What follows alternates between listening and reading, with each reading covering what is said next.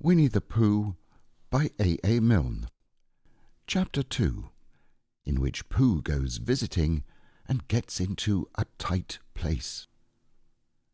Edward Bear, known to his friends as Winnie the Pooh, or Pooh for short, was walking through the forest one day, humming proudly to himself. He'd made up a little hum that very morning as he was doing his stoutness exercises in front of the glass. Tra-la-la, tra-la-la, as he stretched up as high as he could go, and then tra-la-la, tra-la, oh, help, la, as he tried to reach his toes.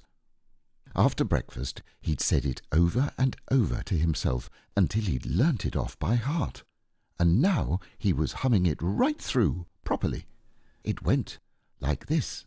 Tra-la-la, tra-la-la, tra-la-la, tra-la-la, rum-tum, tiddle-tum, tiddle-iddle, tiddle-iddle, tiddle-iddle, tiddle-iddle, rum-tum-tum, tiddle-um. He was humming this hum to himself and walking gaily along, wondering what everybody else was doing and what it felt like being somebody else, when suddenly he came to a sandy bank, and in the bank was a large hole. "Aha!" said Pooh, "rum-tum-tiddle-um-tum. If I know anything about anything, that hole means rabbit," he said.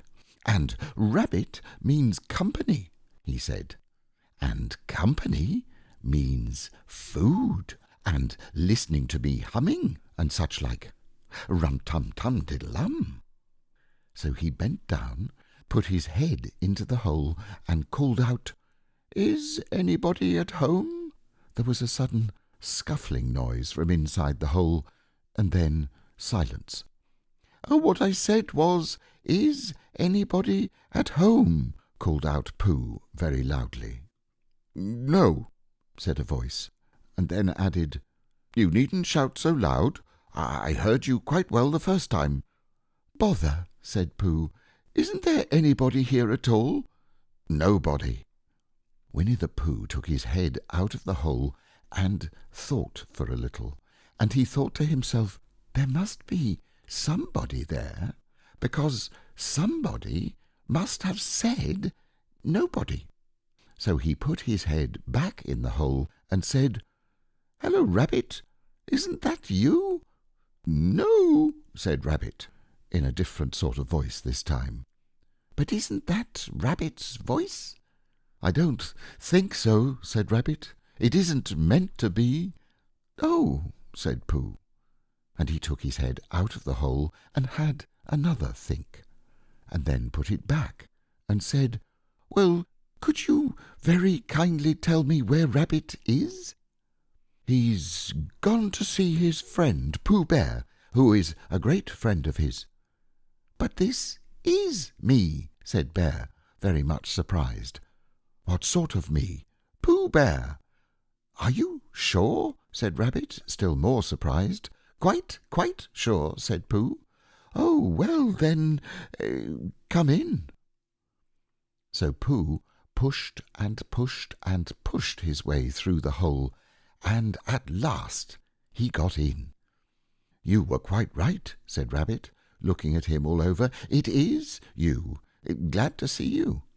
"Who did you think it was?" "Well, I wasn't sure. You know how it is in the forest. One can't have anybody coming into one's house. One has to be careful. What about a mouthful of something?" Pooh always liked a little something at 11 o'clock in the morning, and he was very glad to see Rabbit getting out the plates and mugs, and when Rabbit said, "Honey or condensed milk with your bread?"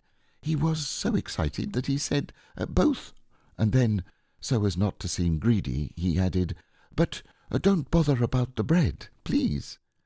And for a long time after that he said nothing, until, at last, humming to himself in a rather sticky voice, he got up, shook Rabbit lovingly by the paw, and said that he must be going on. "Must you?" said Rabbit politely. "Well," said Pooh, I could stay a little longer if if you—" and he tried very hard to look in the direction of the larder. "As a matter of fact," said Rabbit, "I was going out myself directly." "Oh, well then, I'll be going on. Good-bye." "Well, good-bye. If you're sure you won't have any more—" "Is there any more?" asked Pooh quickly. Rabbit took the covers off the dishes and said, "No, there wasn't." "I thought not," said Pooh, nodding to himself. "Well, good-bye. I must be going on." So he started to climb out of the hole. He pulled with his front paws, and he pushed with his back paws, and in a little while his nose was out in the open again, and then his ears, and then his front paws, and then his shoulders, and then— "Oh, help!" said Pooh. "I'd better go back." "Oh, bother!" said Pooh. "I shall have to go on." "I can't do either," said Pooh. "Oh, help and bother!" Now by this time Rabbit wanted to go for a walk too, and finding the front door full, he went out by the back door and came round to Pooh and looked at him. "Hello, are you stuck?" he asked. "No," said Pooh carelessly, "just resting and thinking and humming to myself. Here, give us a paw." Pooh Bear stretched out a paw, and Rabbit pulled and pulled and pulled. "Ow!" cried Pooh, "you're hurting." "The fact is," said Rabbit, "you're stuck." "It all comes," said Pooh crossly, "of not having front doors big enough." "It all comes," said Rabbit sternly, "of eating too much." "I thought at the time," said Rabbit, "only I didn't like to say anything," said Rabbit, "that one of us was eating too much," said Rabbit, "and I knew it wasn't me," he said. Well, I shall go and fetch Christopher Robin." Christopher Robin lived at the other end of the forest, and when he came back with Rabbit and saw the front half of Pooh, he said, "Silly old bear," in such a loving voice that everybody felt quite hopeful again. "I was just beginning to think," said Bear, sniffing slightly, "that Rabbit might never be able to use his front door again, and I should hate that," he said. "So should I," said Rabbit. "Use his front door again?" said Christopher Robin. "Of course he'll use his front door again." "Good," said Rabbit. "If we can't pull you out, Pooh, we might push you back." Rabbit scratched his whiskers thoughtfully and pointed out that when once Pooh was pushed back, he was back, and of course nobody was more glad to see Pooh than he was. Still, there it was. Some lived in trees, and some lived underground, and— "You mean I'd never get out?" said Pooh. "I mean," said Rabbit, "that having got so far, it seems a pity to waste it." Christopher Robin nodded. "There's only one thing to be done," he said. "We shall have to wait for you to get thin again." "How long does getting thin take?" asked Pooh anxiously. "About a week, I should think."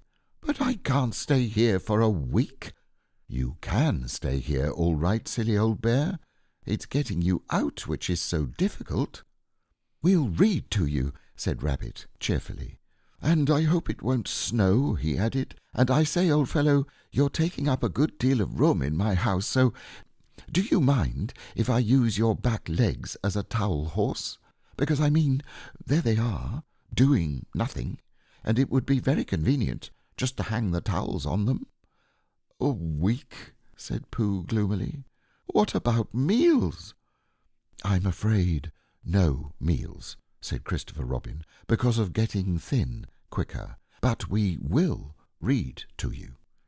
Bear began to sigh, and then found he couldn't because he was so tightly stuck, and a tear rolled down his eye as he said, "Then would you read a sustaining book, such as would help and comfort a wedged bear in great tightness?" So for a week Christopher Robin read that sort of book at the north end of Pooh, and Rabbit hung his washing on the south end. And in between, Bear felt himself getting slenderer and slenderer. And at the end of the week, Christopher Robin said, "Now!" So he took hold of Pooh's front paws, and Rabbit took hold of Christopher Robin, and all Rabbit's friends and relations took hold of Rabbit, and they all pulled together.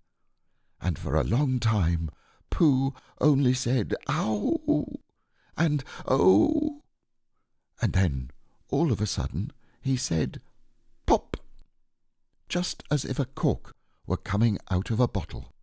And Christopher Robin and Rabbit and all Rabbit's friends and relations went head over heels backwards, and on the top of them came Winnie the Pooh, free. So, with a nod of thanks to his friends, he went on with his walk through the forest, humming proudly to himself. But Christopher Robin looked after him lovingly and said to himself, "Silly old bear."